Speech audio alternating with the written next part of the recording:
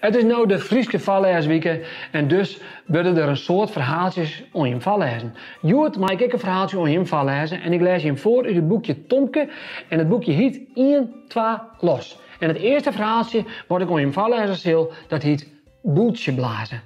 Weet je wat het is, boeltje blazen? Bellen blazen. Dat ga je hem vast wel eens dienen. Cornelia gaat met Tomke en Romke naar Boorman Pieter. Die wonen in een grut huis met alle jepakers en beppers.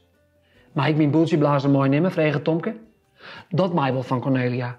Boorman Pieter zit al boeten op het terras in zijn rolstoel. En aan zijn vietter zit vrouw Terpstra te lezen. Tomke helpt zijn boeltjeblazer uit de boezem. Sjoch Boorman, dit is mijn boeltjeblazer. Wat docht zo'n ding, vreeg Boorman. Tomke die blaast een wolk bultjes de lucht in.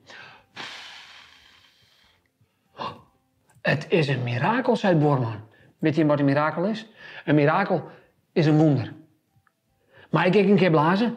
Hij blaast wel 20 bultjes de lucht in. Tomke en Romke prikken ze alle stikken.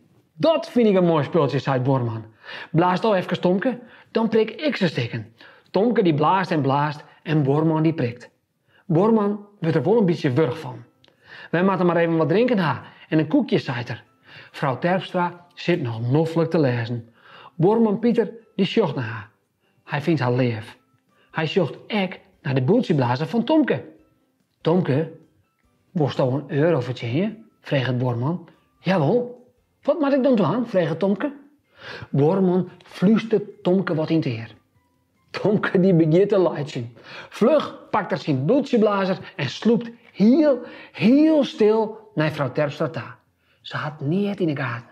En dan blaast Tomke een hele bult bultjes in haar nekken. Ze springt van schrik omheen. Wat is dat van wie het wordt in mijn nekken? Haar stoten die in Tomke, vreegt ze. Boorman Pieter woer dat. En dan krijg ik een euro. Hier ik het net toch, zei vrouw Terpstra. Jou mij dat potje maar, Tomke. Ik zal hem leren. Maar grut de stappen rent ze naar Boorman ta.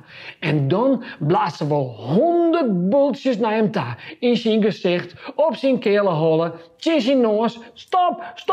Ik zal het nooit weten, roept Boorman. Even later zitten ze gezellig om tafel. En Tomke, die krijgt een euro. Want die had er eerlijk verdiend.